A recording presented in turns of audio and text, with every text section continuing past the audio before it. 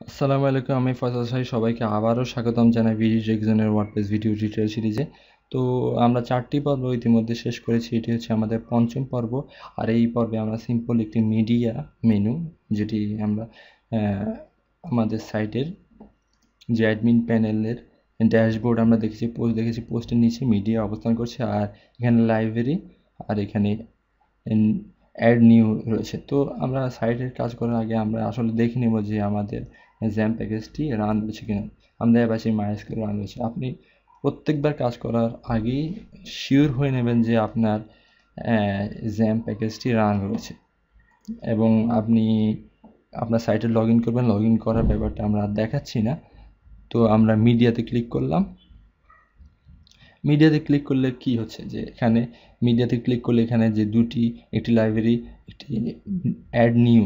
তো এখানে আমাদের লাইব্রেরিতে শুধুমাত্র একটি ইমেজ রয়েছে, কোনো কিছুই নাই। এই ইমেজটি আমরা ডিলিট করব, ভিউ করতে পারি, এডিট করতে পারি, নাম এডিট করা বা সিলেক্ট করে আমরা ডিলিট পারমানেন্টলি করে দিতে পারি, বা এটি কে অ্যাড করেছে, কোন পোস্টের সাথে এটি জুড়ে দেওয়া হয়েছে, বা কোনো মন্তব্য রয়েছে কিনা, কবে করা হয়েছে, এটা আমরা দেখতে পাচ্ছি। আমরা যদি অনেকগুলা মিডিয়া থাকতো, আমরা সিরিয়াল বাই দেখতে পারতাম। তো এখানে ইমেজ, এখানে আমরা এটা দেখলাম। আমরা যদি এডিটে ক্লিক করি, এটার আমরা ফাইল নেমটা চেঞ্জ করে দিতে পারি, বা আমরা ডাইরেক্ট লোকেশনটা এটা কোথায়, আমরা যদি এটা কপি করে ব্রাউজারে পেস্ট করে আমরা এটির ডাইরেক্ট লিঙ্কটা পেয়ে যাব, যেটি এখানে রয়েছে।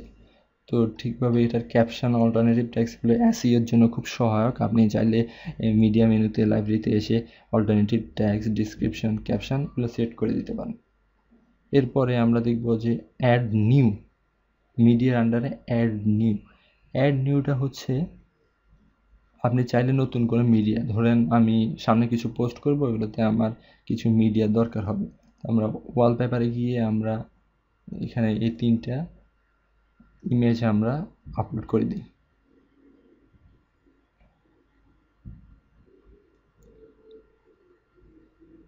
আপলোড হয়ে যাচ্ছে 3টা। আপনি চাইলে এগুলোকে এডিট করে আবার যেই ডিফল্ট ট্যাক্সগুলো রয়েছে, ট্যাক্সগুলো ব্যবহার করে এসইও সহায়ক বিভিন্ন ট্যাক্স দিতে পারেন, অল্টারনেটিভ ট্যাক্স, ক্যাপশন।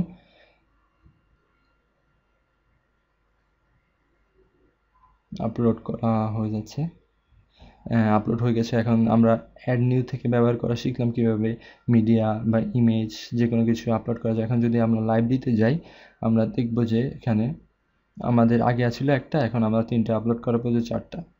তো এটা একটু সুন্দর হচ্ছে। আমরা যদি এই দুটোটা জিনিস ডিলিট করে দিতে চাই, আমরা এই ডিলিট বাটনে ক্লিক করে অ্যাপ্লাইতে দিলে ডিলিট হয়ে যাবে। আমরা চাইলে ডেট অনুযায়ী ফিল্টার করে নিতে পারি। তো এখন আমরা চাই যে আমাদের পোস্টে অল পোস্টে গিয়ে আমরা মাই ওল্ড পোস্টে যে আমরা কিছুক্ষণ আগে যে মিডিয়াটা আপলোড করেছিলাম সেটি জুড়ে দিব, বা আমরা এটা ফিচার ইমেজ হিসাবে ওইটা সিলেক্ট করব। তাহলে মিডিয়া লাইব্রেরি থেকে ওই যে পোস্টের ওই যে ইমেজটা রয়েছে এটা আমরা সিলেক্ট করব, ফিচার, এবং আপডেট করে দিব।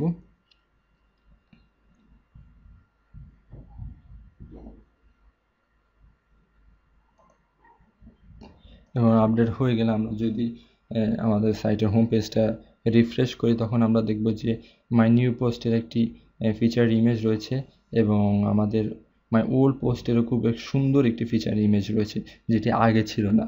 তো এটি হচ্ছে কাজ। আপনি চাইলে অনেকগুলো মিডিয়া যেগুলো দরকার আপনার সামনে বিভিন্ন পোস্টে লাগতে পারে, বা কোনো জিপ ফাইল সেটি আপনি ডাউনলোড করার জন্য সুবিধা দিবেন, সেটি আপনি লাইব্রেরিতে অ্যাড করে রাখতে পারেন। পরে লিঙ্কটা আপনি কাউকে দিয়ে দিতে পারেন, বা কোনো পোস্ট আপডেট করে ওই ফিচার ইমেজটা সেট করে দিতে পারেন, বা পোস্টের ভিতরে কোনো ইমেজ সেট করে দিতে পারেন।